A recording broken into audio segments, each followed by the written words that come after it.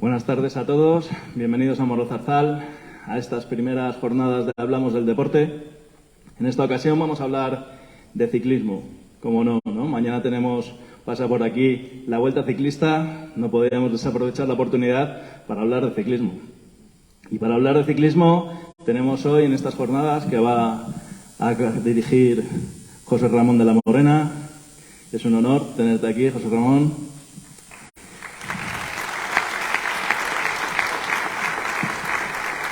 Muchas gracias. Vosotros sabréis lo que hacéis, porque a mí esto yo creo que ya se me ha olvidado. Pero bueno, haré memoria. Está con nosotros también Javier Guillén, director de la Vuelta.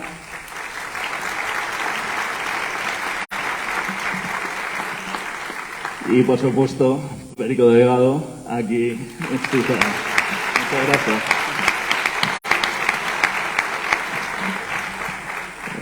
En estas jornadas hablamos de ciclismo, pero también deciros que durante posteriores años hablaremos de otros tipos de deportes y traeremos a personajes relevantes de los mismos. Por lo tanto, os invitamos a darle continuidad a estas jornadas de Hablamos del Deporte. Muchas gracias por todos por venir y os dejo a lo que habéis venido, que es escuchar a estos cracks. Muchas gracias.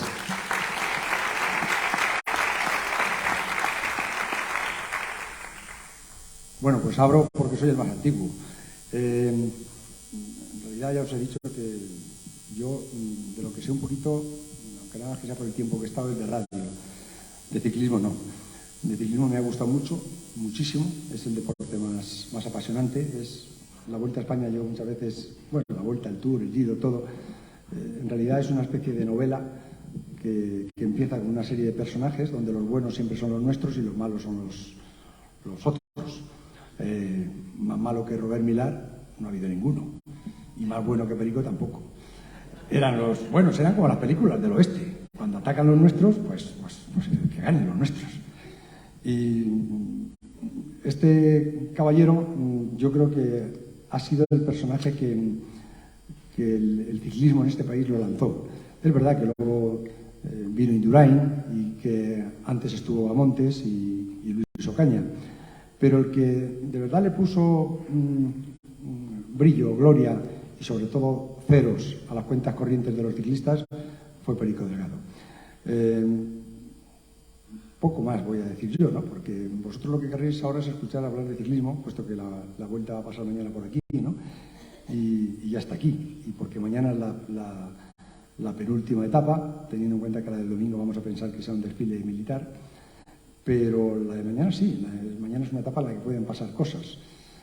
Han sido estas dos últimas etapas, la de hoy, como decía aquí el colega, estaba cantado que iba a ser un sprint, pero podría suceder que no.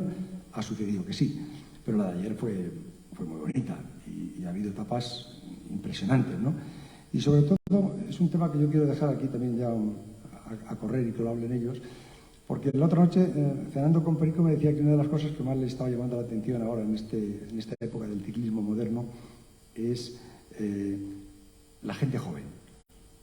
Los chavales que con 21 años, como el propio líder, el actual líder, o los chavales que vienen ahora detrás, ¿no? Carlito Rodríguez, Juan Ayuso, chavales que son muy jóvenes. Cuando antes se decía, ¿qué edad tiene? 24, hasta los 28 ya será cuando pueda empezar a pensar en ganar una gran vuelta. Bueno, pues ahora con 21 años ahí están.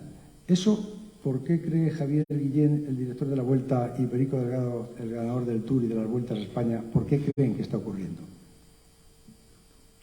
¿Empiezo yo? Tú sabes más de eso. Claro, él sabe organizar la Vuelta, que tiene muchísimos méritos. O sea, si dar a los pedales es duro y difícil, organizar la Vuelta, que es tan complejo, sobre todo es un gran evento mundial, así que bueno, esta la recojo yo.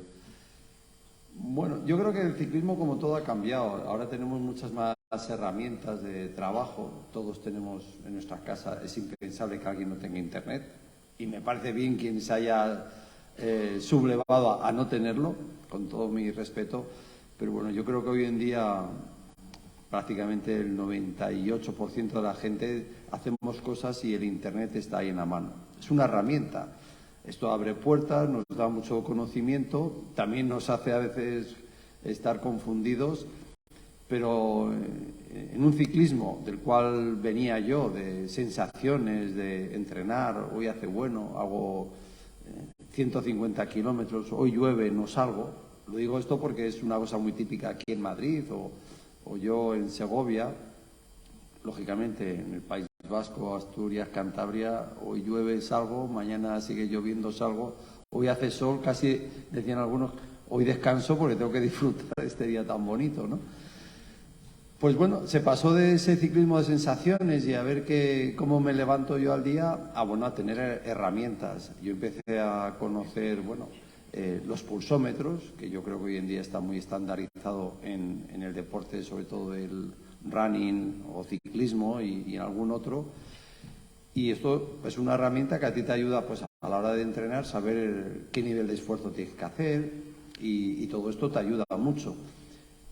Pero bueno, tú seguías corriendo con sensaciones. Tú te subías a la bicicleta, competías y, qué día más bueno tengo hoy les voy a matar. Y salía a veces que sí, otras que no. Todo esto se ha ido afinando. Ahora ha aparecido, los que sois más ciclistas, esa otra herramienta que son los potenciómetros, que es capaz de medir la fuerza con que el ciclista pedalea. Y no solo la fuerza, no es que pedalees con mucha más fuerza significa que eres el mejor, que eso normalmente es algo que lo tienen los sprinters, pero sí hasta qué punto una fuerza X tú la puedes mantener en 5, 10, 20 o media hora o más tiempo, ¿no? Entonces eso es lo que demuestra cómo un corredor ya es bueno o no es tan brillante como otros.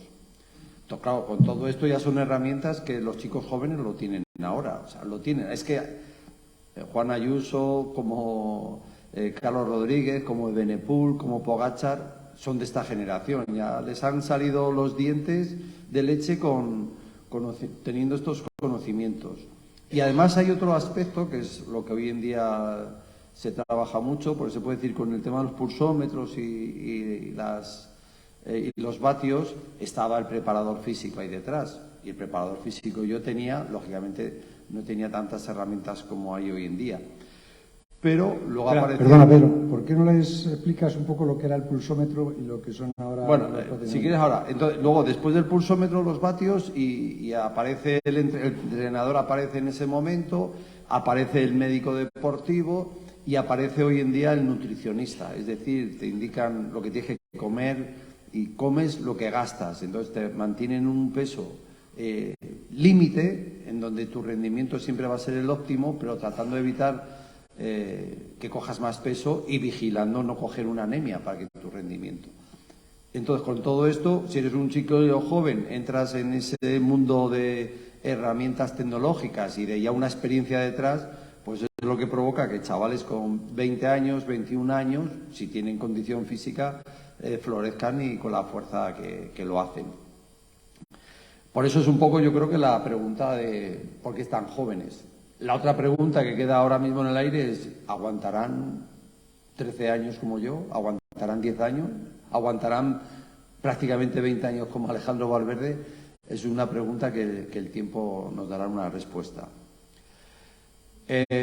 Hombre, yo no quiero ser muy técnico, pero bueno, normalmente el tema de las pulsaciones, como los vatios, son dos herramientas un poco diferentes, pero que van unidas al fin y al cabo. Todos sabemos o hemos escuchado que tengo el corazón que se me sale, ¿no? Entonces, en mi época que yo trabajaba con pulsaciones, te hacían test de esfuerzo y te medían más o menos cuál es tu frecuencia cardíaca máxima. De ahí te bajaban 10 pulsaciones y de ahí luego ya para abajo tú trabajabas el nivel de intensidad. Es un error muy común también en aquella época, en mi época, hoy en día está ya, todo el mundo lo acepta, es que, bueno, se hablaba de que una persona que en el momento que superase 220 pulsaciones la cascaba.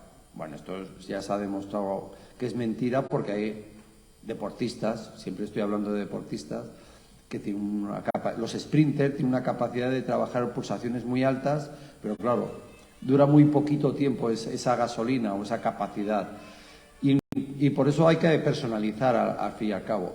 Y tú cuando usas trabajo, yo por ejemplo, como en mi caso, Yo andaba siempre, mi máximo estaba en 198 pulsaciones por minuto, y cuando hacía series de mucha intensidad subiendo, pues trataba de trabajar 175, 180, que es un nivel altísimo, y lo que tratabas realmente, que también es otro concepto muy antiguo, digo muy antiguo porque yo me siento antiguo cuando explico estas cosas, es que no es llegar a X pulsaciones, no. El deportista cuando trabaja, cuando entrena, yo hago una serie de 2 minutos y voy a estar en 175 pulsaciones durante ese tiempo.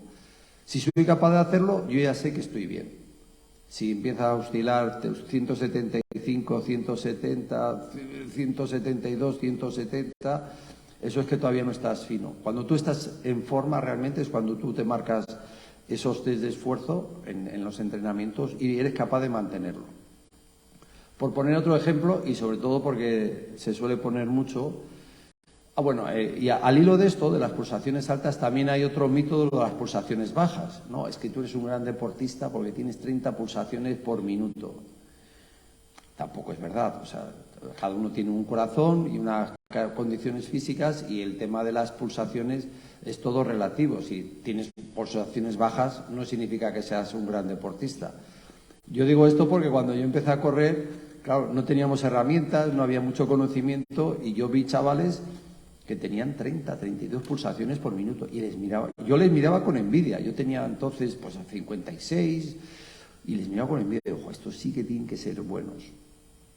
Y no llegaron ni siquiera a profesionales. Por lo tanto, por eso están las herramientas como los vatios, que son mucho más fiables que las pulsaciones, siendo las pulsaciones una herramienta muy útil y muy fácil de entender para cualquier persona. Entonces tú, cuando estás en forma, y era lo que iba, Miguel Indurain, con esa capacidad que tenía, que él superaba las 200 pulsaciones por minuto, pues en esos gráficos que ya empezábamos a tener en mi última época como ciclista profesional, demostraba que en una contrarreloj de 1 hora era capaz de ir a 195 o 200 pulsaciones por minuto. O sea, 1 hora. Digo, yo no llego allí. Digo Miguel, pero también voy a poner en en compensación a Melchor Mauri, un corredor de Vic, catalán, que ganó una Vuelta a España a Miguel Indurain en la última contrarreloj. Miguel acabó segundo, y Melchor Mauri es un corredor que no pasaba de las 170 pulsaciones por minuto de máximo y aguantaba 1 hora. Por eso esas 30 pulsaciones, es verdad que es fácil decir, claro, que Miguel era muy bueno. No, bueno, él era muy bueno, pero lo de las pulsaciones es algo al final muy, muy personal. Digo por esto porque muchas veces se llega a error a estas cosas de las pulsaciones, y lo único bueno es saber qué pulsaciones tienes tú y con qué medida tienes que trabajar. Lógicamente, ya los que tenemos unos años, las pulsaciones pueden llegar a subir, pero ya te cuesta más trabajo mantenerle ese nivel alto. Pero cuando hablamos de ciclistas profesionales o deportistas profesionales, por su juventud y su capacidad física, son capaces de hacer de dar, como se dice hoy en día, unos números realmente impresionantes. Ya estáis a punto de dormiros, ¿no? Lo de los vatios, que no lo has explicado. Que sí, no, los vatios. Es un poco como lo de las pulsaciones, la capacidad que tiene un corredor de aguantar unas pulsaciones altas. En este caso nos olvidamos de las pulsaciones, y es la fuerza que tienes tú en dar en el pedal.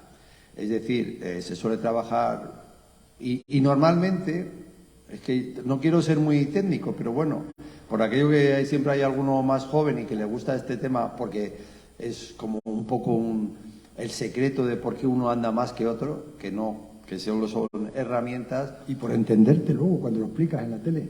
No, claro, yo no no me sabemos gusta... si estás hablando de altavoces o estás hablando de ciclistas.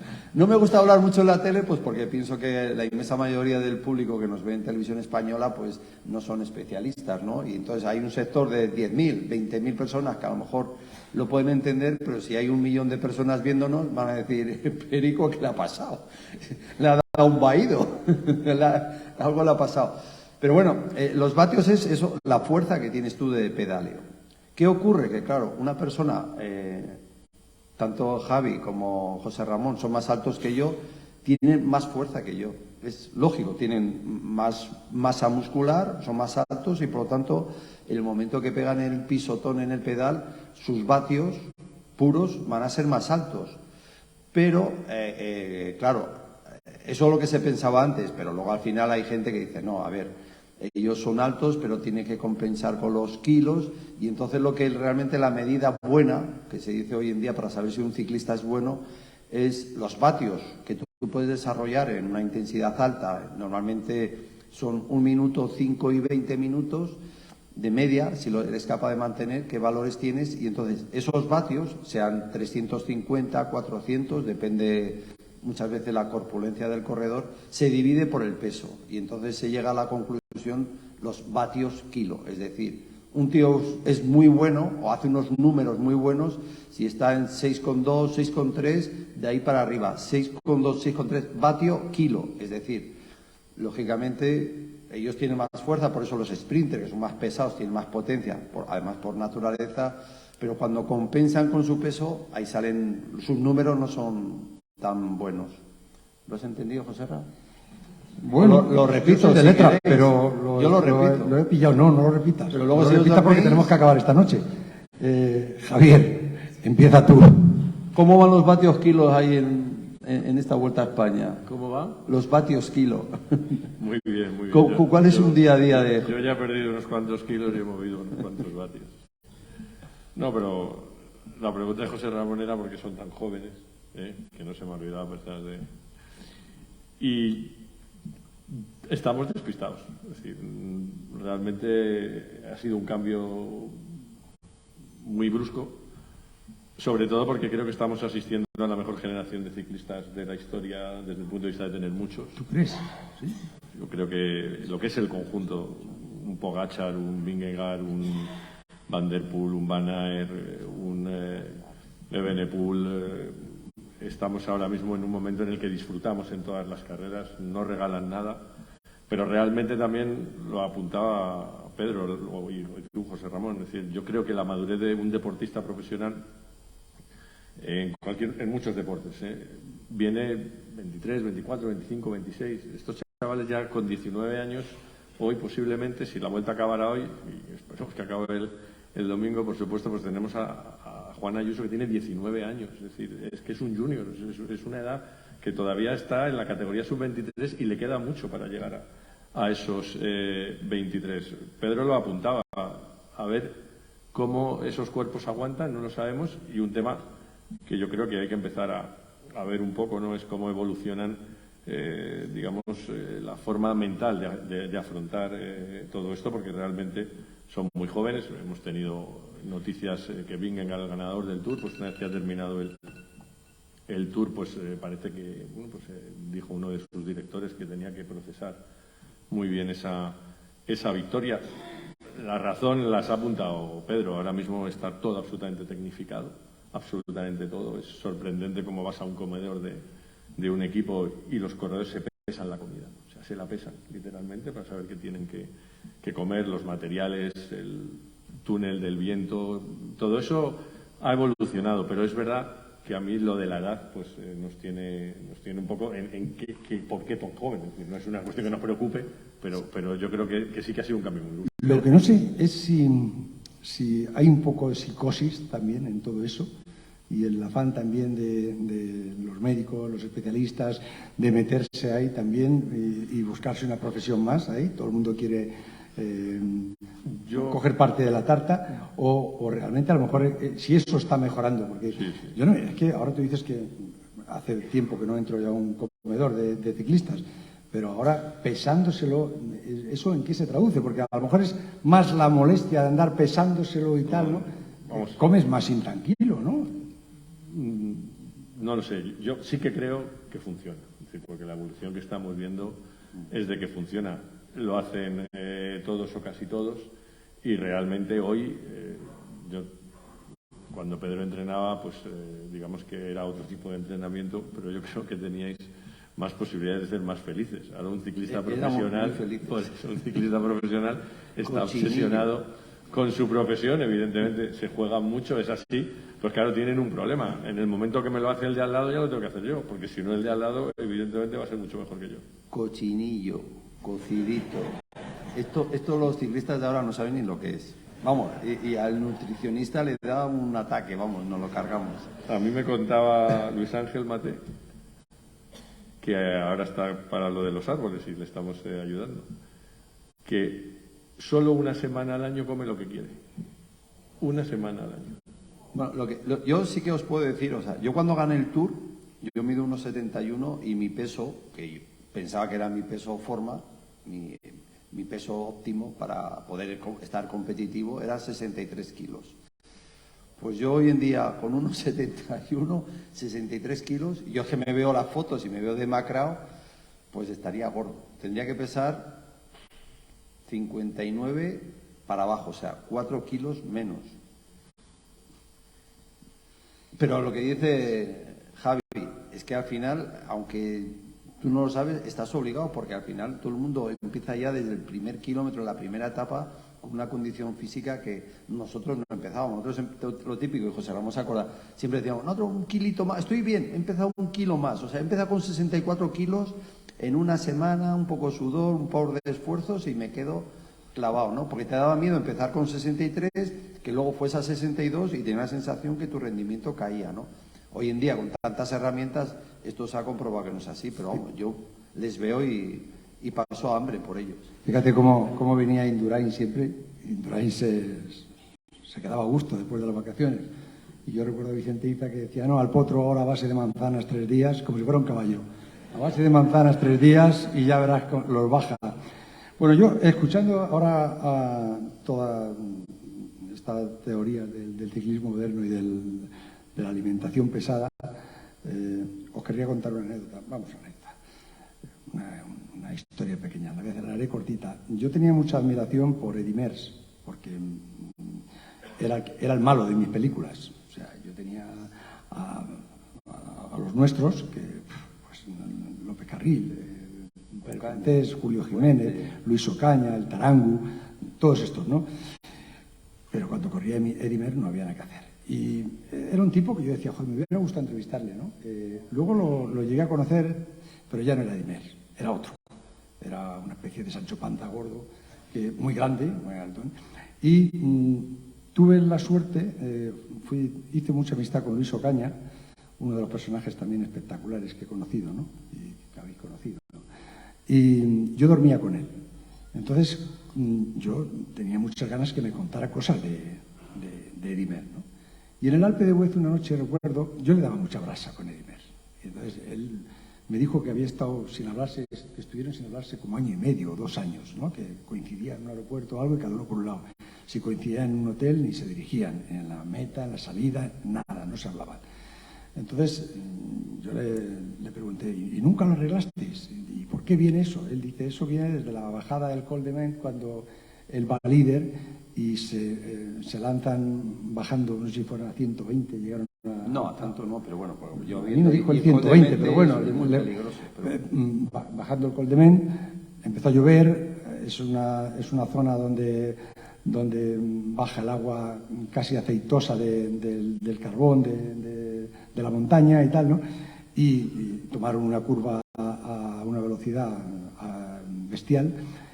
Los dos cayeron no hacia el desfiladero, cayeron hacia las cunetas y Merckx, que era una mole, cayó encima de Ocaña y le rompió 2 costillas, ¿no?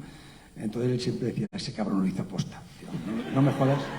Digo, no me jodas que se te cayó encima y ese cabrón lo hizo aposta. Y él estaba siempre obsesionado con eso. Y entonces un día le dije, ¿nunca hicisteis las paces? Y me dijo, pues sí. Un día hicimos un criterio y en la frontera de Bélgica con Francia, pues no sé si por Lille o por ahí, ¿no? Dice, nos encontramos y dijimos, bueno, ¿y a ti qué te pasa? ¿Y a ti qué? Bueno, pues esta noche quedamos después de cenar y tomamos unos vasos. Él a las copas la llamaba vasos. Y tomamos unos vasos. Y me cuenta en palabras textuales. Dice, nos fuimos a un puticlub, el Merckx y yo. Yo con mis mecánicos, con mis auxiliares y él con los suyos. Y llegamos y le dije, si eres hombre, vamos a bebernos una botella de ginebra cada uno. A ver si tienes cojones. Eso era Hablando de claro, es que, claro, hombres así quedaban el padre Jesulín, Paco Gémez y Camacho, pero no hay muchos más así de ese nivel. Y entonces dice, yo cogí la botella de ginebra y Ocaña se la trincó entera. Digo, y Mers, dice, cuando llevaba la mitad, un poquito menos de la mitad, cayó como una pelota. Dice, pero Ocaña salió del puticlub por su pie. Digo, joder, eso es un hombre. Eso es un hombre de... Y digo, y al día siguiente corristeis. Dice, sí. Dice, ¿y quién dirás que ganó? Digo, ninguno de los dos, claro. Dice, el puta Mers. Él a Mers le llamaba el puta Mers. Entonces, cuando le dije, ¿quién dirás que ganó? Él me dijo, el puta Mers. Eran otros tiempos, evidentemente. Imaginaros ahí para pesarse la comida. No se pesaba ni la bebida. Javi, dentro de bueno, que ya llevas muchos años organizando la Vuelta a España, yo creo que te tiene que dar un puntito de orgullo, ¿no? Que has sido capaz de sacar a Pogačar. Ahora estamos viendo a Benepul. Vemos ahora cómo viene Carlos y Juan. ¿Qué tiene la Vuelta a España? Que a lo mejor otra carrera no tienen. Que los jóvenes ahí... Bueno, iba a decir Bernal ganó muy joven también su Tour de Francia, pero la Vuelta es un... Nibali lo descubrimos aquí también. ¿Ah? Aníbali también, es verdad. Sí. Ha habido Froome también, yo y creo Froome, que apuntaba. el año de Wiggins, sí. No lo sé. Yo creo que es una carrera que les divierte. Los corredores sí que nos transmiten eso con toda la dureza que pueda ser. También es verdad que no nos vamos a engañar, ¿no? Y está el Tour de Francia, pero que a veces meterte directamente en el Tour no es algo que quieran los equipos y por eso pues suelen pasar por la escuela de la Vuelta. No sé cuál es la teoría. Nosotros evidentemente estamos encantados. Necesitamos que vengan este tipo de corredores porque luego también estamos viendo que repiten. Es decir, antes lo de repetir en la Vuelta no era tan constante porque el Tour tenía mucha preeminencia, pero ahora sí que estamos viendo que repiten. Incluso pues Chris Froome vino de ganar los Tours y insistía en la Vuelta. Este año Pogačar a última hora no vino, pero tenía claro que quería hacer el Tour y la Vuelta y yo creo que terminará haciéndolo y a partir de ahí bueno, pues, lo vemos con el orgullo de que nos gusta que vengan, se estrenen, pero sobre todo que repitan, eso es lo más importante. Y la Vuelta se nos está acabando ya, Javi. ¿Va a haber alguna sorpresa para el año que viene? ¿Puedes adelantar algo o está todo top secret? Es todo absolutamente top secret. Salimos de Barcelona y llegamos a Madrid, con lo cual hemos hecho el puente aéreo y el puente ciclista. Pues cogemos una vez un día, en una mañanita. Y la presentaremos creo que en enero. Y será una vuelta totalmente diferente a esta en cuanto al recorrido. No tendrá ¿Que la última semana va a tener más montaña o que va a ser diferente? Yo creo que es más dura la del año que viene que esta, aunque a mí esta particularmente, por cómo he visto la interpretación que han hecho de la carrera de los corredores, a mí me ha encantado. Desde luego yo creo que esta es una vuelta en la que desde la organización tenemos que sacar muchísimas claves, pero también es verdad que las vueltas las vas pensando un poco en no tener modelos repetitivos. También es verdad que estás en unos territorios un año, no estás en otro. Te fijas mucho en qué funcionó para luego poder volver a repetirlo. A mí me gusta tener en cuenta qué pasó hace 3 años, qué pasó hace 2 años. Y bueno, pues eso es lo que estamos trabajando, que ya llevamos tiempo. Lo que ocurre es que el domingo acaba la vuelta del 22 y continúa la del 23, porque en nuestro caso ya ha empezado. O sea, que nos quedamos con la misma. ¿Sigues pensando que es la mejor fecha esta? Sí. Bueno, la mejor fecha yo creo que es la del Tour, pero esa ya es intocable, claro. Esa no se puede tocar. Es verdad que el Tour está construido en base a julio. Nosotros, como saben, estábamos la última semana de abril y las 2 primeras de mayo. La Unión Ciclista Internacional decía que el calendario era demasiado corto de las 3 grandes porque el Giro, Vuelta y luego Tour sucedían en un periodo muy corto de tiempo y entonces propusieron que una se tenía que ir después del Tour. La Vuelta era la más joven, es la tercera que nació y entonces le tocó a la Vuelta y a partir de ahí nos hicieron un gran favor. Cuando eso sucedió, la Vuelta se iba al principio de septiembre y luego hace unos años nos dimos cuenta que el secreto del Tour era el mes de julio, que es el mes vacacional en Francia.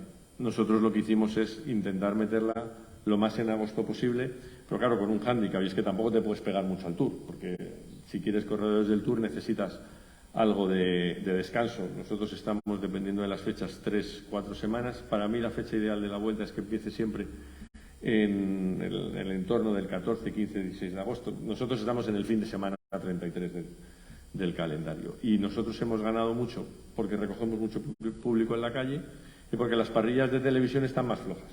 Entonces, desde el punto de vista de la programación, y eso hace que tengas una mejor audiencia. Ni que decir tiene que climatológicamente ya no hay etapas, como puede suceder al Giro, o por ejemplo también a la propia Vuelta a Cataluña, ¿no? Que en esas fechas puedes tener climatologías muy adversas desde el punto de vista de la nieve en los altos de montaña. A nosotros eso no nos pasa, aunque recuerdo un año que en Andorra nos cayó la Mundial, pero bueno, siempre está sujeto a ese tipo de tormentas, y yo desde luego soy un firme defensor de estas fechas porque además la participación nos ha acompañado. El año que viene empezamos un poco más tarde, empezamos el 26 de agosto porque la Unión Ciclista Internacional va a ser un mundial global y lo ha metido justo en las fechas que tenía que ser la Vuelta, pero bueno, va a ser algo excepcional. Pero desde el punto de vista de las fechas, yo desde luego no las cambio. ¿Al año que viene cuándo son? El 26 de agosto. Este año estamos viviendo un debate con los equipos profesionales, Movistar, que si baja del World Tour, los puntos y todo esto, y por desgracia, nos hemos dado cuenta que el tema de los puntos, que parecía algo anecdótico en los últimos años, está tomando un carácter importante, porque en la Vuelta a España se juegan puntos, pero en otras carreras menores consiguen los ciclistas tantos puntos como el que gana una etapa en la Vuelta a España. La Unión Ciclista Internacional, no sé, estará feliz, pero yo creo que los organizadores, equipos, tenéis que meter un poco la mano ahí. ¿Tú crees que eso va a ser factible, que se pueda cambiar? A ver, el problema es que estamos buscando un modelo. Perdona, todo esto es que conlleva que a lo mejor hay equipos que no traen a lo mejor a sus números unos o un bloque realmente potente. Crea dos bloques, uno para la Vuelta, competitivo, y otro competitivo, y le resta potencial. Pero eso le ha pasado a la UCI porque al Mundial hay muchos que no van. Para empezar, Alejandro Valverde, porque tienen que ir a otras carreras a coger puntos. Bueno, lo que quieren decir, entiendo, es que esto es como en el fútbol, que hay primera y segunda división y que hay equipos que pueden bajar a segunda división, ¿no? Por explicárselo. No, lo que pasa es que estar en la segunda división supone, o sea, si es primera división, tienes asegurado todas las grandes citas a nivel mundial, o sea, el Giro, el Tour, la Vuelta, las clásicas belgas. Todos los equipos de primera división del ciclismo están invitados a las tres grandes. Están obligados. Están obligados. Y nosotros a aceptarles. Ajá. Hay 18 equipos en esa clave, son 18 equipos World Tour. Y luego hay 2 equipos continentales profesionales, que son los 2 mejores de la temporada.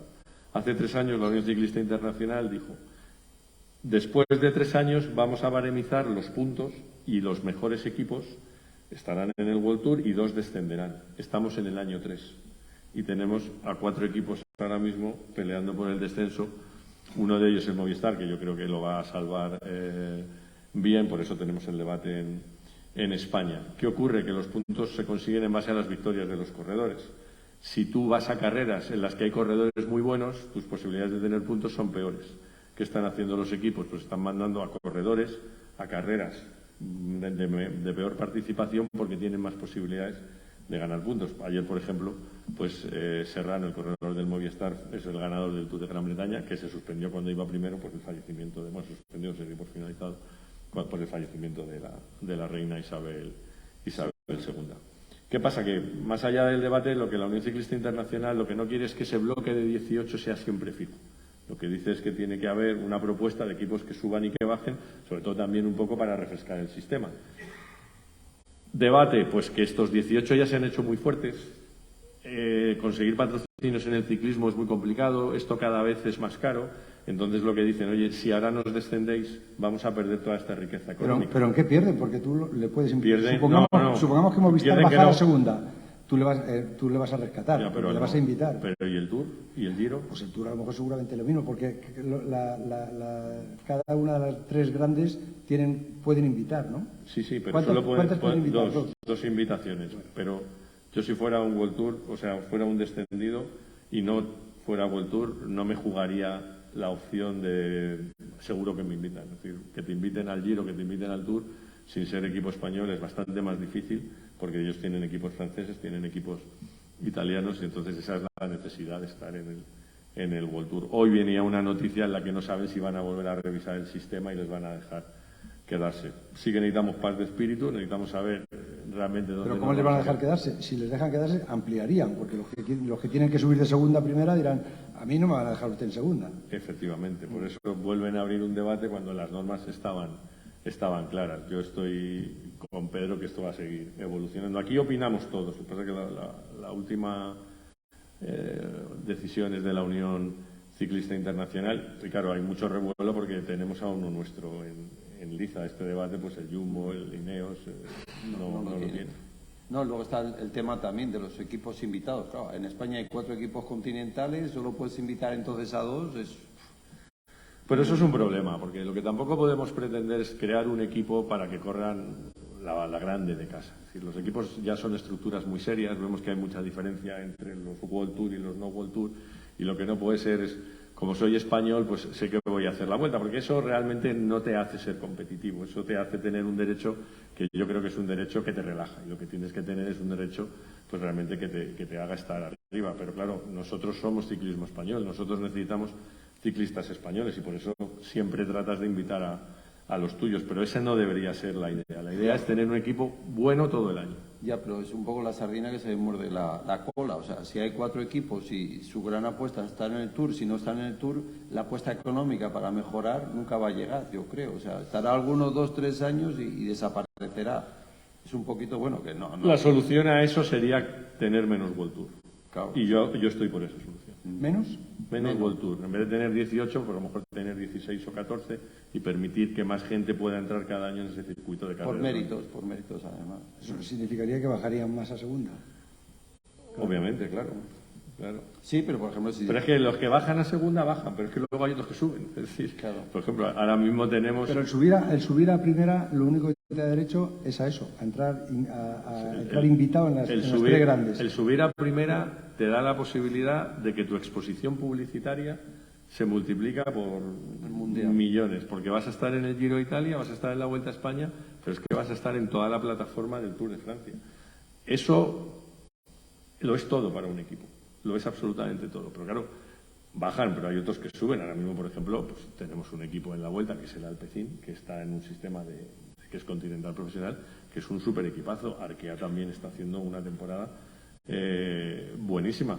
Tienen derecho a reivindicarse y decir, oye, yo quiero también estar en el Club de lo Grande porque lo estoy haciendo bien. Yo creo que el sistema está bien montado, es decir, que haya Solo que hay frescura, demasiado, ¿no? claro. También. Yo creo que el sistema está bien montado, claro. Te toca descender, pues te toca descender. En el fútbol no te planteas que la gente descienda. Llevamos años con este sistema, pues unos suben y otros bajan, ¿no? En el ciclismo, pues parece que tenemos que hacer un bloque fijo. Javier, ¿y la rentabilidad de la Vuelta, qué picos ha hecho? No. Este año, el pasado, sigue subiendo a mejor. Sí, cada año mejor. La Vuelta va bien. Hombre, el año de la pandemia bajamos sensiblemente porque realmente pues tuvimos que quitar 3 etapas, tuvimos que quitar muchas infraestructuras, tuvimos que dejar de hacer muchas acciones comerciales, pero la tendencia es ascendente. Estamos en una buena línea, pero evidentemente ahora también vienen tiempos complicados y yo, ante los tiempos complicados, ya lo que no quiero es ganar dinero, sino lo que queremos es fidelizar clientes. Es decir, para mí me importa más un contrato a 4 años que un contrato de 1 año de mucho dinero, porque creo que vienen tiempos complicados. Pero la Vuelta, desde que yo creo que estamos trabajando bien su personalidad y su identidad, es un modelo claro, pues estamos encontrando muy buenos compañeros de viaje a nivel de patrocinio. Y al pertenecer a la misma empresa que el Tour, la Vuelta pertenece a la misma empresa que el Tour, ¿eso cómo lo llevas? ¿Cómo te manejas? Muy bien, muy bien. Siendo el equipo filial. Sobre todo porque hay muchas sinergias, pero afortunadamente trabajamos con muchísima libertad. Muchas veces tengo que llamar a Francia diciendo, oye, acordaros que aquí abajo tenéis una empresa española, porque realmente nos dejan trabajar con mucha tranquilidad. El Tour no es el Tour, es ASO, para que lo entendáis. ASO es el mayor organizador de eventos deportivos al aire libre, hace el Tour de Francia, hace Lieja, hace Dauphiné-Libéré, hace la París-Roubaix, hace la París-Niza, organizan el maratón de París, pero sus tres grandes competiciones son el Tour, la Vuelta y el Dakar. Y claro, eso al final estás en una plataforma, nuestros compañeros de trabajo, pues es gente que sabe muchísimo de lo que son los eventos y eso pues al final te da muchas sinergias. Y luego con el Tour tuvimos una cosa muy buena, ¿no? Y es que cuando nos compraron, hace ya bastante tiempo, bueno, pues les dijimos ¿qué queréis de nosotros? Y nos pidieron una cosa, que no queráis ser el Tour de Francia. Buscaros vuestra personalidad, tratar de hacer una carrera que sobre todo tenga una identidad nacional, una identidad muy, muy española y a partir de ahí pues trabajamos siempre eso, creo que lo hemos hecho bien, aprovechamos yo creo que muy bien lo que es el territorio español, somos el país que tiene más variedad a la hora de poder buscar lo que es la famosa montaña o las rampas o las dificultades en ciclismo y yo hoy sí que digo que de las tres somos las que más identidad tenemos desde el punto de vista que el espectador sabe muy bien lo que se va a encontrar o por lo menos lo que la Vuelta le ofrece. Bueno, pues jugamos a lo que queráis. Si queréis que juguemos a las preguntas, O cochinillo, que traiga cochinillo, cordero, ya que Perico nos ha matado de hambre con tanta dieta. ¿Perdón? La Vuelta que tiene más. Bueno, a mí siempre me preguntan que cuál es mejor, si la Vuelta o el Giro, más o menos, resumiendo, los periodistas, ¿no? Y siempre me publican la primera parte. Yo siempre digo que para el director de la Vuelta a España, la Vuelta es la mejor y que para el director del Giro, el Giro es el mejor. La segunda parte nunca la publican en Italia, entonces ya vienen los periodistas italianos y empiezan a decirme que por qué digo eso. Estamos bastante parejos en cuanto al seguimiento de espectadores. El Tour de Francia, que tiene 1.100 millones de espectadores al año y nosotros hacemos un acumulado de 400 millones de espectadores al año, que son muchos. Desde el punto de vista de lo que se hace en España, la Vuelta después del fútbol es el evento que llega a más países y que llega a más espectadores. Estamos ¿Por encima del tenis? No, pero el tenis, lo que es el evento nacional, nosotros yo creo que sí, es decir, los eventos nacionales del tenis. Otra cuestión es cuando juega Nadal, que debemos mucho a los españoles, pero yo te estoy hablando de todos los países que se nos ven. Es decir, no podemos identificar el seguimiento de un evento por lo que ocurre con un corredor. Claro, a nosotros ahora mismo pues se nos estaba siguiendo mucho en Eslovenia porque ganaba Roglic, cuando ganaba Froome se nos seguía mucho en el Reino Unido. Pero yo estoy hablando del conjunto de países que es lo que nos tiene que servir para compararnos con el Giro. Y a ese nivel estamos más o menos parejos. Es verdad que la distribución televisiva que hacemos es diferente. Nosotros vamos mucho a canales generalistas, ellos van también en su explotación a canales más de pagos o más privados. Sí que hay una cosa que digo, y es que la que más ha crecido de las tres es la Vuelta. También, porque habrá que entender que es la que venía de más abajo. Y otra cosa que yo envidio mucho especialmente del Giro, pero también lo envidio del Francia, es que ellos quieren mucho, los italianos quieren mucho a su Giro, están muy identificados con su Giro y eso es algo que es así. Nosotros los españoles nos gusta la Vuelta, sí, a mí me gustaría que nos gustara más como ese evento nacional de vuelta, pero es que en España somos muy de el corredor que gana, lo cual tiene que ser así, pero somos muy de ganadores. A nosotros nos gustan mucho los ganadores en cualquier evento. Y esa es la parte que yo sí que digo que el Giro ahí sí que nos ganas, aunque es verdad que tenemos mucha personalidad. Desde el punto de vista del reconocimiento, año a año las audiencias son más o menos las mismas. Pedro, la figura que en ciernes, Carlitos Rodríguez, Juan Ayuso. Pues a mí la verdad es que me gustan más los dos. Yo creo que cara al espectador, quien más juego les va a dar es Juan Ayuso.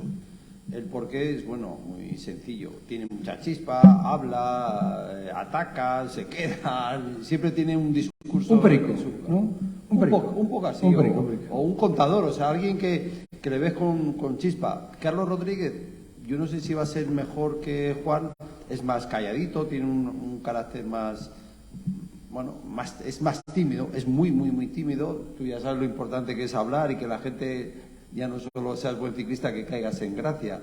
Y en ese aspecto yo creo que Juan Ayuso tiene un recorrido más de cara al aficionado, más popular que Carlos. Que Carlos va a ser muy buen ciclista, pero va costar mucho más trabajo arrancarle las palabras. Tú eras un regalo, ¿eh? Como ciclista, Claro. cojonudo, pero para hablar... y sabía hablar, ¿eh? Que era lo peor de todo. Yo hablaba Sabía solo hablar. con la SER. ¿Había otra emisora?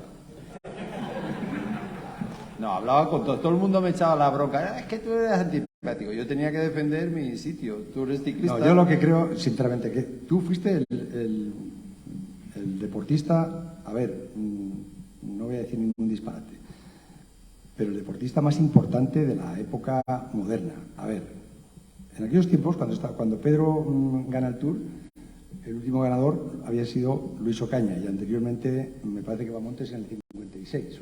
59. 59. Pero bueno, da igual. Bueno, pues claro, nos quedaba demasiado lejos, ¿no? Como aquel del examen que le pregunta por la guerra púnica y dice, yo no estaba. Pues de repente, en la televisión en color, que hay un español, que es Perico, que se permite el lujo de ganar a los Sinol, a los Fiñón, a toda esa gente, a los Tenis, a todos aquellos. Entonces, aquello te emocionaba, es que te llegabas a sentir importante. Y si encima eras amigo de él, como era mi caso, pues a mí me ocurre con José Tomás, que no le veo torear, yo sufro. O sea, cuando termina la corrida me duele la cabeza horrores. Y es cuando disfruto, es cuando empiezo a recordar, joder, pero en la corrida no, en la corrida muchas de las cosas que ni las veo, cierro los ojos. Pues con Pedro me pasaba lo mismo, ¿no? Y una de mis pesadillas contigo era esta, fíjate. Cuando digo, joder, cuando yo tenga que estar en la meta esperando y no llegue, y han pasado 5, 6, 8, porque cuando tú corrías el Tour siempre llegabas, estabas ahí arriba y la liarías parda o no la liarías parda, pero estabas ahí arriba y conmigo hablabas siempre. De mejor o peor humor, pero siempre. Pero yo veía cuando llegaba la guía o cuando llegaba gente que yo había mirado, incluso el propio Ángel, Pedro Muñoz, todos aquellos que yo les veía entrar 20 minutos, joder. Y había alguno que me decía, pues prepárate que el tuyo dentro de unos años ahí vendrá. Pues lo hiciste bien, canalla, porque nunca llegaste tan tarde, jamás. Te retiraste en aquella contrarreloj de Segovia, que guardo todavía la cinta, y se acabó. Me enseñaste el camino. Bueno, yo creo que cada uno, yo siempre digo a algunos, hablan de secretos, y yo creo que es como en todo, uno tiene que ser uno mismo, uno no, o sea, y a mí algunos dicen, joder, es que Miguel Indurain, es que no es como tú, es que Miguel, lo bueno que tiene Miguel es que es él mismo, y la gente le quiere porque él es mismo, con su timidez, con sus monosílabos cuando contestaba, pero es lo bueno, y yo soy más abierto, y por eso comentaba lo de Juan Ayuso. Creo que al público le va a caer mejor porque él siempre tiene una palabra, se le ve con rabia, se le ve con una raza diferente que Carlos. Luego, no hay que interpretar papeles porque al final es un error. Y yo, os habéis dado cuenta que tuve que dejar el ciclismo para que no sufriese mi amigo José Ramón de la Morena. Eso te lo Si estaré no, agradeciendo vamos, siempre. si no seguiría como Valverde.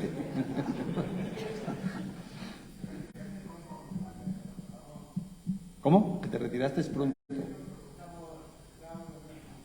Muchas gracias, muchísimas gracias. No sabes cómo te lo agradezco, pero no, estoy bien. Joder, si yo llego a saber esto antes. Pero vas a volver, ¿no? Vas a volver, José A casa esta noche. Como los toreros, que vuelven. Uy. Bueno, José, ¿vas a volver o ¿No no? tienes ningún proyecto a medio plazo en la comunicación?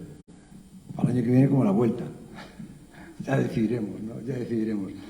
Bueno, al final... Tu cabeza siempre está dando. Sí, pero ¿sabes qué pasa? Que a ver si al final me vais a hacer a mí la entrevista. Que yo venía a Ya te preguntaros. iba te tocando tocas. a ti también, ya te iba tocando. No, no quiero ser presumido, ¿no? Pero me encuentro tan feliz, tan a gusto, ¿no? Esa sensación que yo tenía por la mañana cuando me levantaba y aquí como un ladrillo, según abrías los ojos, jueves, hoy que tenemos el debate, y aquí vamos a traer, ¿qué tal? Y una cosa, pues, llama Agustillo, empezaba la mañana ya, ¿con quién comes? Y llegabas a las 2:30 de la mañana a casa hecho fosfatina, ¿no? Y decía, bueno, pero hoy es viernes, ya, sí, pero ya mañana, y esta tarde hay partido, y ya mañana es sábado, ya a las 2 hay partido, ya tal, ya... Y empezaba otra vez, y así 33 años, joder, y todos los días a las 3 de la mañana. A mí me afectó mucho, no sé a vosotros, ¿no? Pero me afectó mucho la nevada Filomena. Cuando venía a las 3 de la mañana y yo veía todos los coches tirados, por ahí por San Sebastián de los Reyes, los camiones, los repartidores que hay ahora de paquetes que van a una velocidad espantosa, esos golpes que yo veía a esas horas de la mañana, y decía, joder, qué necesidad de esto. Y me tiró muy para atrás. También el COVID me tiró un poco para atrás, ¿no? La soledad, ¿no? Yo fui uno de los que cometió la torpeza de... Yo no me puse mascarilla, no lo digáis porque mañana me van a caer hostias por todos lados. Pero no, yo no sé hablar con mascarilla. Entonces yo llevaba la mascarilla porque era obligatoria, pero al llegar a la radio me metía al despacho y me la quitaba. Y entraban todos con sus mascarillas que parecía que venían a operarme. Pero yo ahí quieto vi que se tomaban sus distancias y decía, no, joder, que estoy... Pero no falté ni un solo día a hacer el programa porque no me imaginaba... Empezaron a decir la modalidad esa de hacerlo desde casa y yo vi a la gente que empezaba, no, lo hacen desde casa, le han puesto un estudio, tal, allí, tal... Desde casa, entonces que me llevo a Bustillo a vivir conmigo y... Yo no lo vi de ninguna manera y yo fui todos los días, pero era una soledad tremenda, ¿no? Las redacciones vacías, el estudio también vacíos, todos con la mascarilla, esa sensación de miedo, no sé, no me desanimó mucho, ¿no? Aún así, yo soy optimista por naturaleza, creo que vivimos en el mejor país del mundo, tenemos el mejor clima, tenemos un ambiente fantástico, ya no tenemos la necesidad de la leche en polvo. Bueno, nos ha tocado padecer el COVID y la peor generación de políticos de la historia de España desde los Reyes Católicos, pero bueno, también lo hemos superado y si hemos superado eso, ¿cómo no vamos a superar muchas más cosas, ¿no? Es verdad que hemos tenido también la mejor generación de deportistas, tenemos la mejor generación de médicos, que no solamente lo ha demostrado el COVID. El otro día yo escuchaba una conferencia a un doctor hablar que decía que los médicos españoles de más prestigio son los de digestivo y los de corazón, que están en el Gregorio Marañón y en Puerta de Hierro, ¿no? Pues yo me sentí orgulloso. Digo, joder, estamos orgullosos de los futbolistas que tenemos y del seleccionador que tuvimos, como del Bosque, y que han sido campeones del mundo. Cuando no vamos a estar orgullosos de los médicos que tenemos. Pues claro que sí, tenemos un país fantástico. Lo único que pasa es que nos tiene que cambiar un poquito el aire y contagiarnos de creérnoslo y querernos un poquito más nosotros mismos. Eso o sea, es. nosotros mismos como país, como gente. Veníamos a hablar de ciclismo, pero vamos a hacer un ejercicio espiritual todavía. Venga. Me van a quedar bien. José Ramón, Sí. Bueno, yo solamente hacer una pendiente que yo te sigo desde que empezaste en la radio, he ido de la SER a Onda Cero, y también lo sentí muchísimo que te marcharas, pero bueno, la noche debe ser desgastar mucho, ¿eh? Muchas gracias. Por otro lado, quería preguntarle a Javier, ¿qué presupuesto tiene la Vuelta y qué dinero maneja con respecto a las otras dos, el Giro y el Tour? Y después a Pedro también. Pedro, con tus características físicas, ¿qué serías ahora con 23 años en el ciclismo actual? Gracias. La Vuelta tiene un presupuesto bastante alto. Estamos ya en los 2 dígitos. Yo creo que somos la que menos cuesta de las 3, pero porque aquí a mí me gusta apretar bastante. Y bueno, el problema de la Vuelta es que es muy cara porque se mueve. Y son muchos elementos, somos 3.000 personas que nos tenemos que mover. La organización asume muchísimos gastos, pagamos los fees de los equipos, los hoteles, los premios, todo un sistema de telecomunicaciones. Mañana, y os lo pido por favor, si tenéis la oportunidad de acercaros a la salida, pues vais a ver un grandísimo movimiento de gente y de infraestructuras que luego continúa durante la carrera, que luego lo tendremos en la meta. La Vuelta está pensada para que todo el mundo se siente delante de la tele y vea solo a los ciclistas correr, pero detrás nuestro escenario es muy grande. Luego algo que no se ve, son todos los helicópteros y los aviones que hay en el aire para poder tener las señales televisivas, y hace que, pues eso, que sea un evento bastante caro, pero afortunadamente, igual que tenemos coste, tenemos ingreso, y bueno, pues ahora mismo, si fuéramos un equipo de ciclismo World Tour, estaríamos en el presupuesto más o menos de los grandes.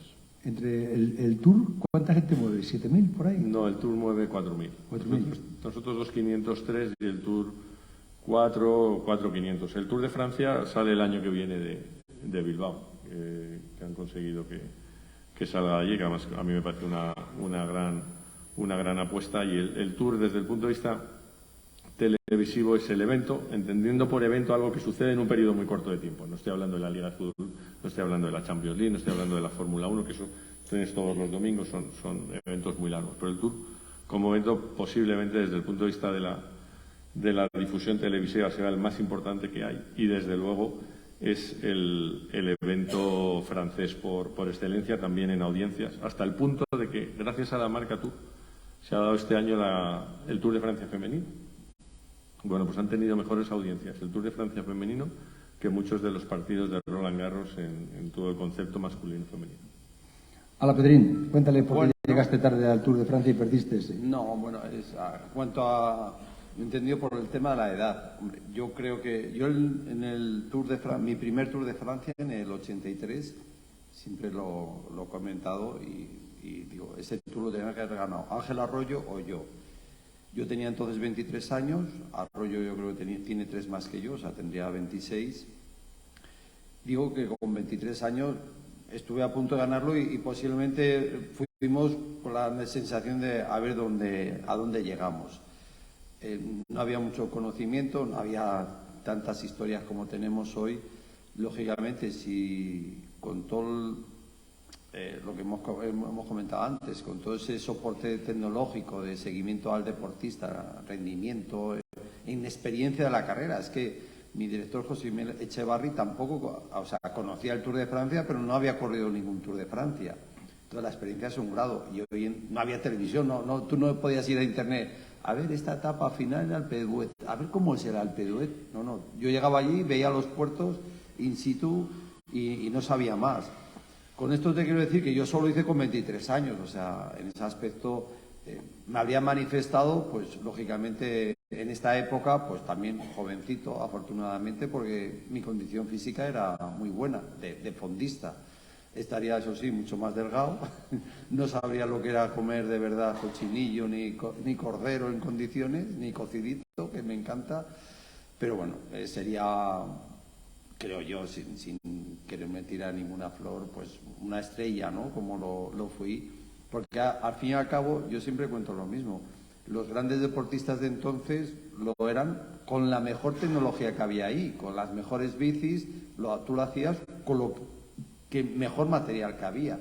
Y ahora el material, claro, ha evolucionado muchísimo y por eso hacen mejores rendimientos, hacen mejores medias, están más cuidados y simplemente podría decir, para quitarme un poco de culpa, pues que no habría salido tarde de Luxemburgo. Me tendrían con el pinganillo, Perico, ¿dónde estás? Estaría haciendo los rodillos ahí en la misma salida y entonces habría ganado más tours, más que uno y a lo mejor alguna vuelta a España más también.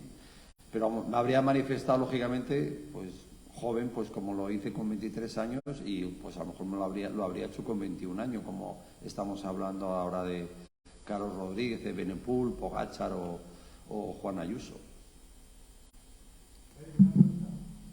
¿Cómo se fue en Holanda? ¿Qué cambio de correr aquí en España a correr en Holanda y cómo viste de allí? ¿Mejoraste la contrarreloj?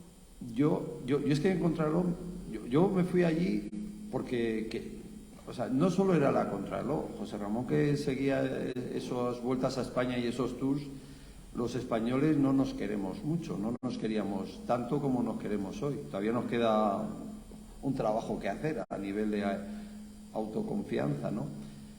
Pero claro, yo veía las etapas llanas, los abanicos, digo, la madre que parió a estos, ¿cómo nos llevan? ¡Fua! Terrible. O sea, luego la crono y luego ves el material, todo lo engrandeces. Tú cuando miras al vecino le ves el coche nuevo siempre, las ruedas, que ha cambiado de ruedas el tío aquí. Pues yo lo veía así. Holanda era es que yo para ser ciclista, para ganar el Tour, yo tengo que salir fuera. Yo aquí en España somos unos mediocres y estamos mediocres, no tenemos presupuesto, no tenemos dinero. Y yo fui a Holanda a dar ese salto, ¿no?, de calidad que yo creía que necesitaba. Ya te digo, y no solo la contrarreloj, que yo había andado mis primeros tours, había hecho muy buenas contrarreloj.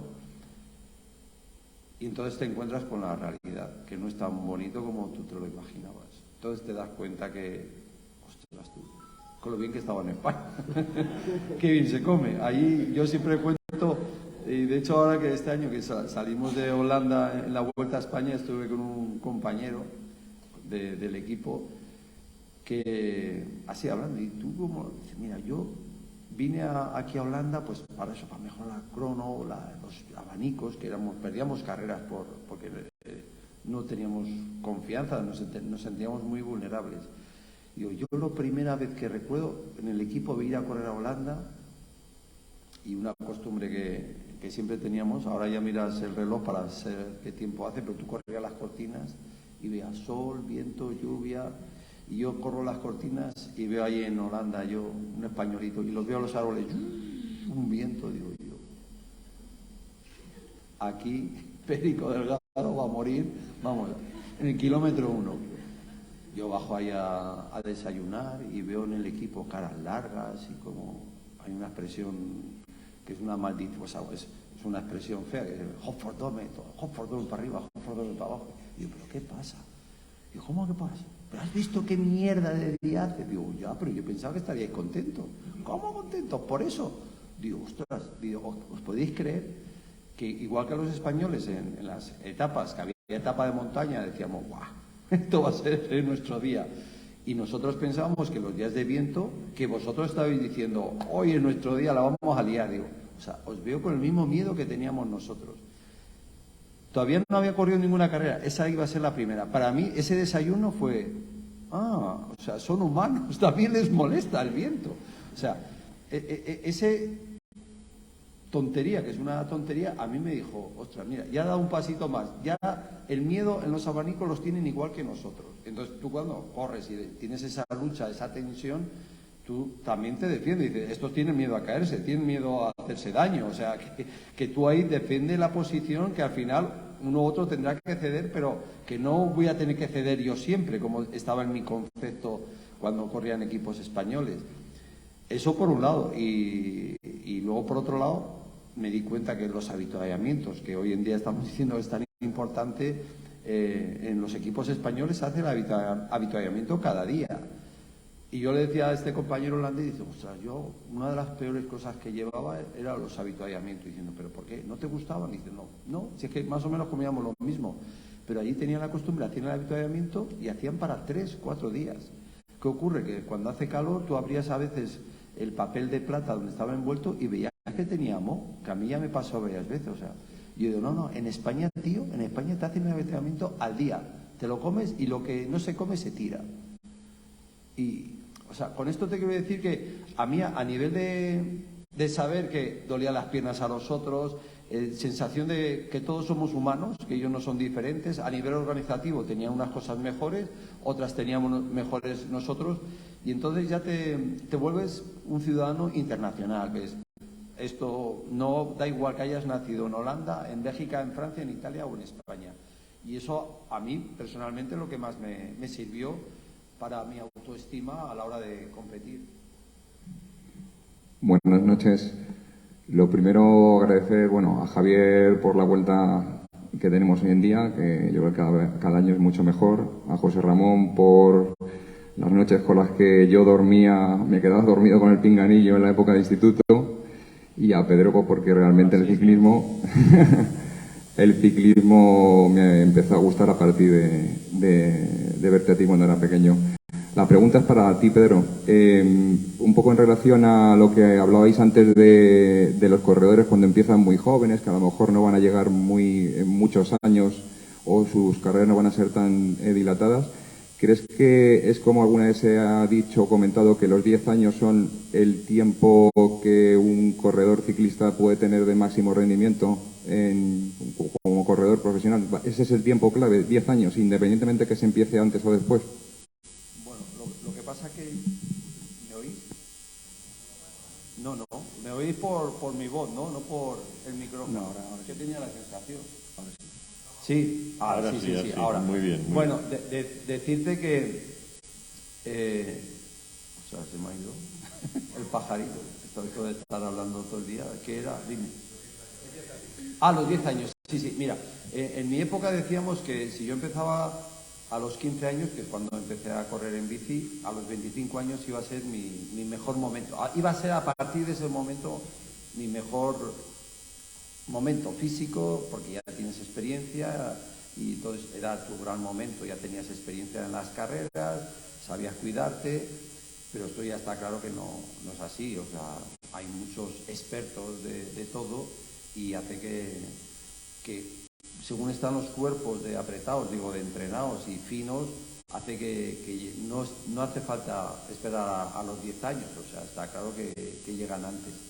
El problema es lo que hemos dicho antes, ¿cuánto van a aguantar? O sea, yo aguanté 13 temporadas, en mi época era habitual 10, 12 años, 13, yo aguanté 13 y era algo anormal, hoy en día es más normal porque también los ciclistas compiten menos días al año.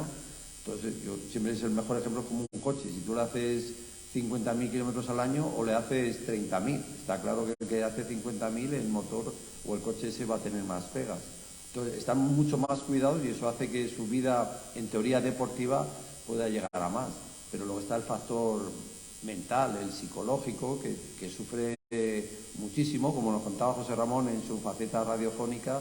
Pues ahí se sufre mucho y hay momentos que te da ganas de cortar ya con todo porque estás cansado de las dietas, estás cansado de concentraciones en altura, estás cansado de muchas cosas y tú ya mentalmente necesitas darte un respiro.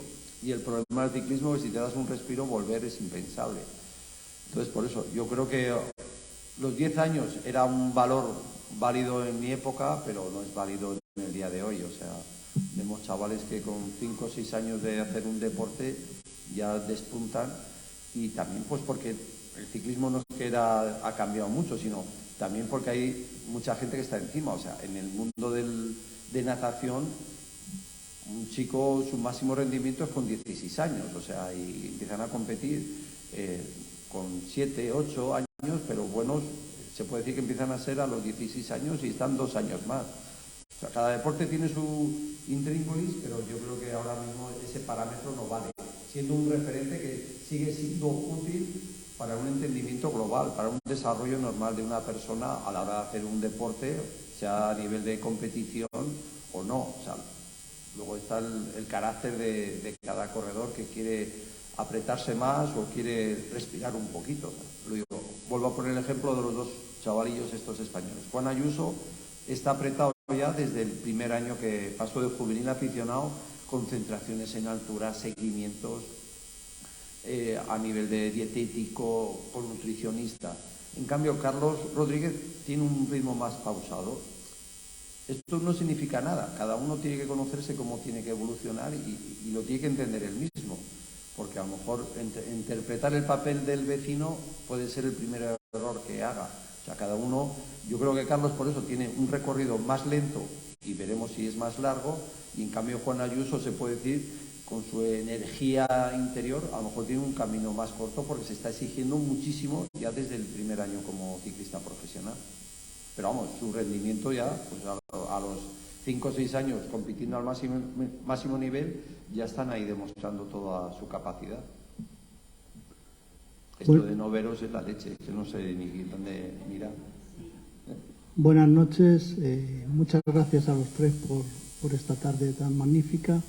En relación a la pregunta que le hacía Javier a José Ramón, de qué proyectos tiene, yo quiero decir que José Ramón no para de tener proyectos, está siempre pensando y siempre haciendo, y sobre todo quiero referirme a la Fundación José Ramón de la Morena. Creo que todos la conocéis y si no quiero ponerlo aquí en valor. Ayuda a mucha gente del deporte, ayuda a muchos chicos jóvenes, a muchos niños, pero también nos ayuda a los médicos, en este caso a mí que soy urólogo, a poder ir a operar a países, a operar a gente sin recursos. Gracias a la Fundación José Ramón de la Morena podemos ir a países, ahora estamos preparando para ir a México o a Oaxaca, Y quisiera agradecerle de todo corazón lo que hace por toda esa gente. Muchas gracias. Pues es al revés. No, esperar, que no confundáis el aplauso es para él, que es el que opera. Nosotros, a ver, a mí la vida me ha tratado como nunca soñé que me podría tratar, ¿no? Como le pasará a Pedro y como seguramente le pasa a Javier, ¿no? Que, no sé, que yo cuento la anécdota siempre que mi padre, que nunca quiso que fuera periodista, una manera que pensé yo de convencerle fue, porque incluso cuando ya era yo, digamos, matador, pues no lo acaba de ver, ¿no? Entonces le enseñé mi primer contrato para que él viera que yo iba a ser un hombre de posibles y me dijo, acabarás en la cárcel. Entonces él pensaba que eso solamente te lo pagaban si eras un ladrón o algo así, ¿no? Entonces me dijo eso y que acabarás en la cárcel. Bueno, la vida me ha tratado bien y yo creo que tenía la obligación de hacer algo y fue cuando se me ocurrió que a través de los campeonatos que hacíamos con los niños, que en un principio nos costaba dinero, luego llegó un momento en que le ganábamos dinero, pero ese dinero iba para una empresa que se llamaba Gestisport, que era de Polanco. Y Polanco un día el hombre vino y me dijo así con esa voz que tenía, y me dijo, eso que hace por los niños está muy bien, porque la gente ve que no me llevo todo el dinero. Y digo, ya, pero cuando palmé, lo palmé yo. Y entonces me dijo, ¿y qué quieres que se haga con ese dinero? Digo, joder, pues algo, vamos a hacer algo, ¿no? Decídelo tú. Y pensamos en hacer una fundación, ¿no? Y luego esa fundación tuvo la suerte de que encontró cirujanos como tú, que os habéis ido a operar en vuestras vacaciones y habéis salvado montones de vidas, ¿no? Y yo, al fin y al cabo, la suerte la he tenido en conoceros a vosotros, ¿no? Y que me parecería injustísimo que a mí me dieran un aplauso por una cosa que para vosotros. De verdad, muchas gracias.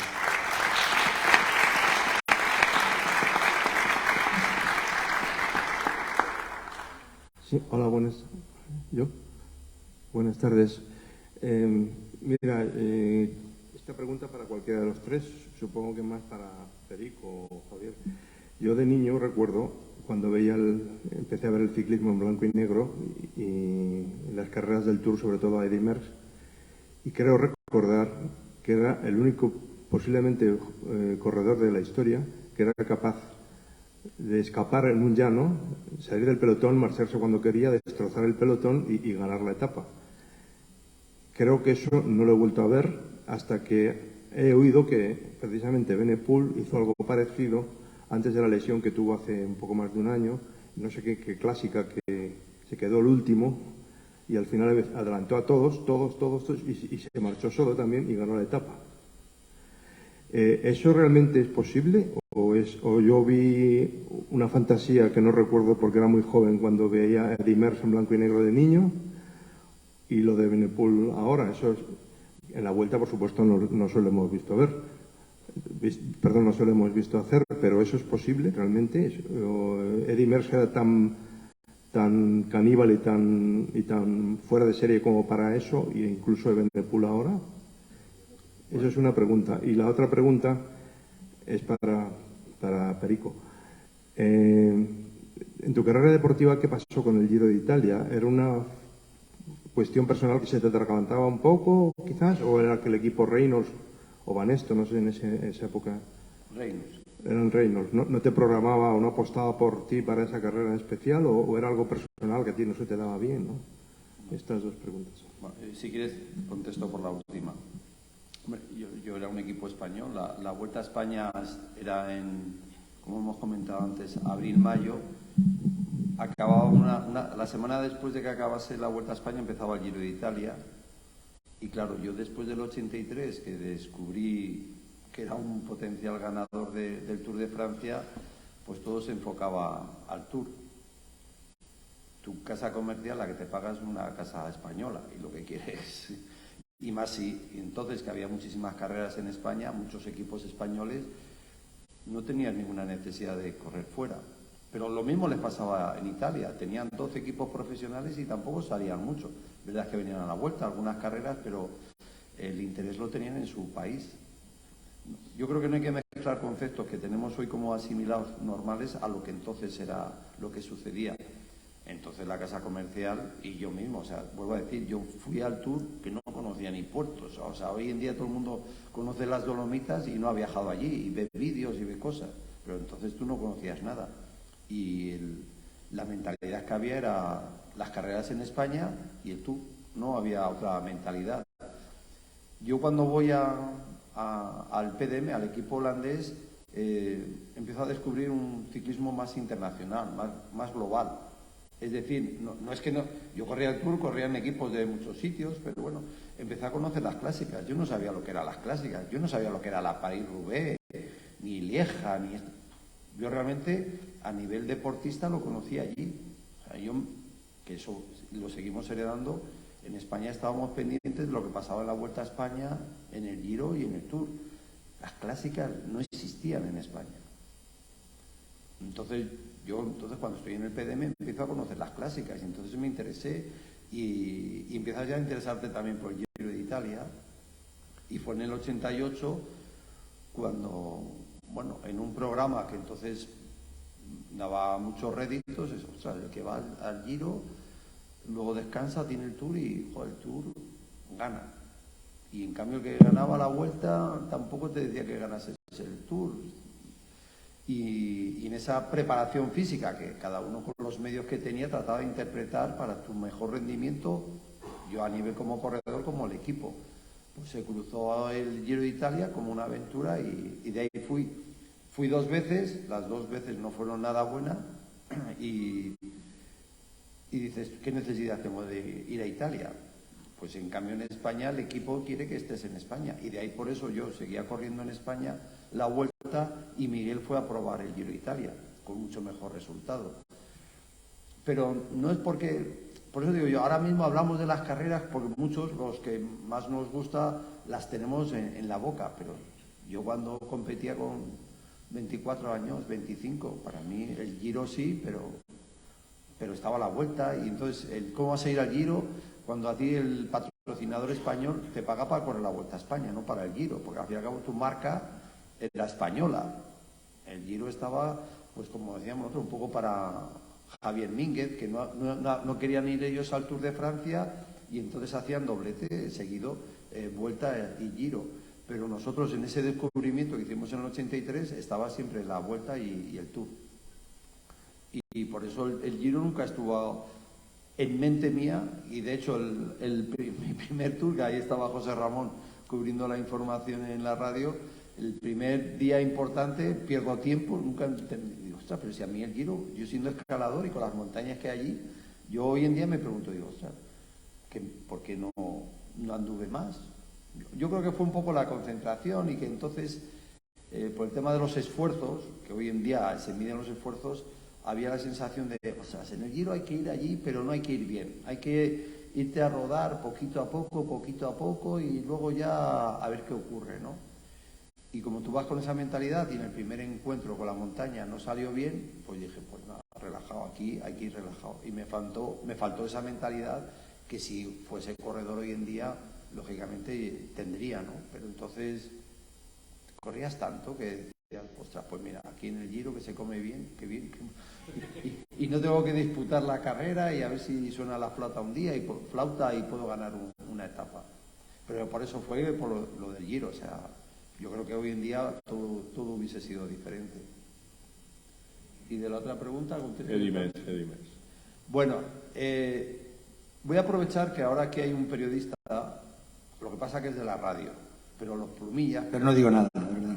Que esto son no los sale de aquí. plumillas. Entonces no había radio, había televisión a veces, no había siempre televisión.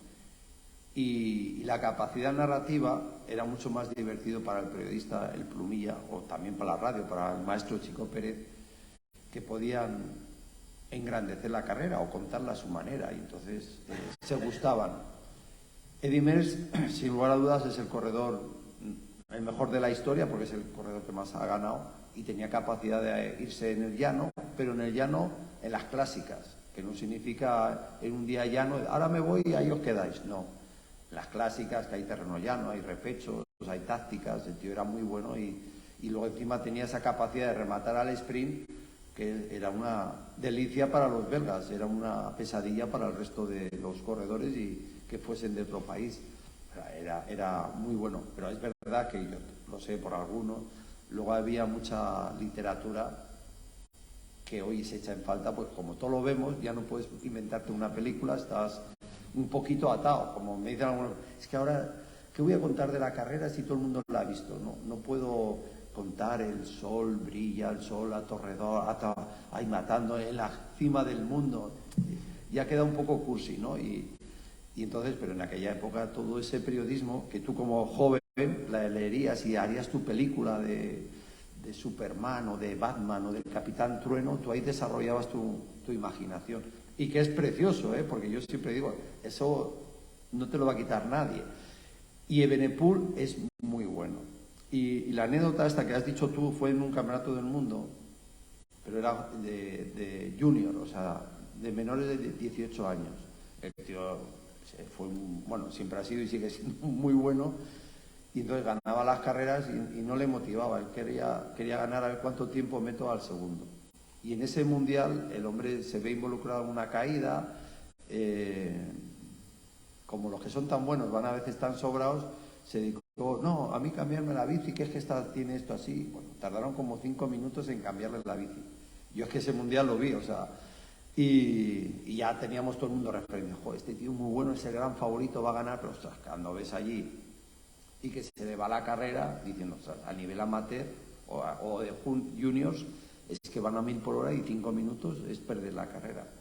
Era un circuito muy, muy duro y el tío, Chino Chano, sacrificaron toda la selección para meterle dentro, el tío entra, a base de una vuelta, 2 vueltas, 3 vueltas, entra y luego le soltó.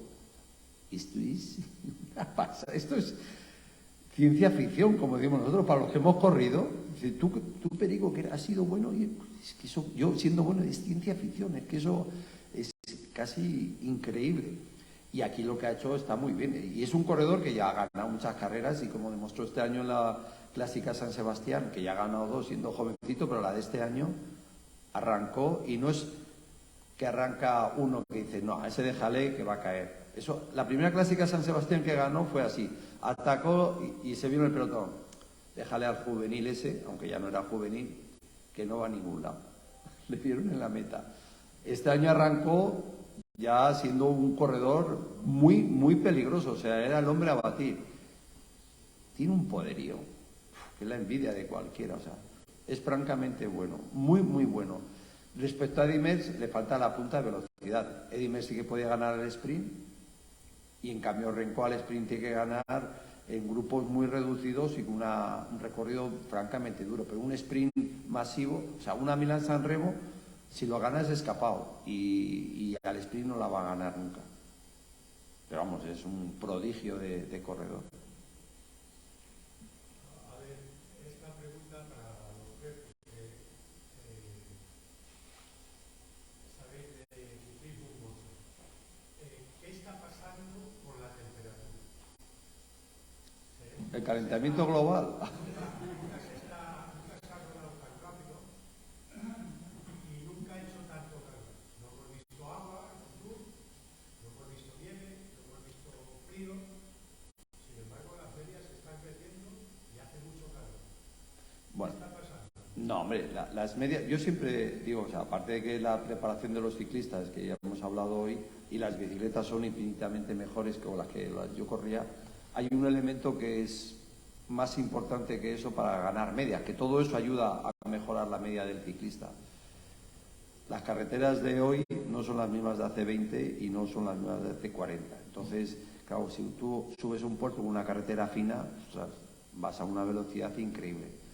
Y el tema de calor, tú ya sabes, el ser humano tiene una capacidad de adaptación que no lo tiene ningún otro animal. Podemos estar viviendo en el Polo Norte, en el Sahara, entonces, bueno, el corredor pues se va adaptando, tiene ayudas, pues por eso, las etapas estas de muchísimo calor, pues de la cosa más típica que sigue siendo válida, de que les hacen unos barreños con agua y hielo y meten ahí las piernas, porque lo más importante es bajar la temperatura corporal para que el cuerpo empiece a tener capacidad de recuperación del esfuerzo a unas botas que hay, o sea, la temperatura ahora mismo es un inconveniente más para ganar, pero como todo, el ser humano se adapta. El que mejor se adapte en esas circunstancias es el que gana. Yo creo que Pogačar tanto calor no la ha beneficiado, pero ha estado ahí segundo y ha hecho grandes carreras. Yo creo que Pogačar funciona mejor con un poquito menos calor. Entonces, Vinegar pues a lo mejor ha ganado el Tour porque su cuerpo físicamente le responde mejor con calor, así que al final son ventajas. Es como el que es alto, que es bueno para el baloncesto, y el que tiene una capacidad de recuperación mejor que otros. O sea, es una adaptación al medio, ¿no? Se puede decir en tema general. Por eso que estamos viendo los chalecos con hielo. Claro, tú adaptas al corredor para ayudar enseguida. Pero que les está viviendo bien la temperatura para ir más rápido. Ya, pero al final, yo siempre, además lo hemos comentado, Alberto Contador, siendo de Pinto, el tío con frío funcionaba muy bien. Y en cambio, cuando hacía calor, su rendimiento sigue siendo bueno, pero no era tan brillante como lo era con frío o con agua. Todos tenemos un cuerpo, ¿no? Y claro, tu cuerpo responde a unos estímulos mejor o va más limitado. Hace unos años habíamos visto que el ciclismo se había vuelto un poco aburrido, ¿no? Etapas reinas y subía el equipo a tope, ni un ataque, llegaban todos arriba juntitos. Ahora estamos volviendo a ver pues, estos ciclistas que atacan, hemos visto a Pogačar, incluso este año como saltaba, como salía. ¿Eso qué tiene que ver? ¿Es debido a la juventud esta de la que se hablaba antes de los chavales de 20 años? ¿O tiene que ver, o ha cambiado la mentalidad de los equipos?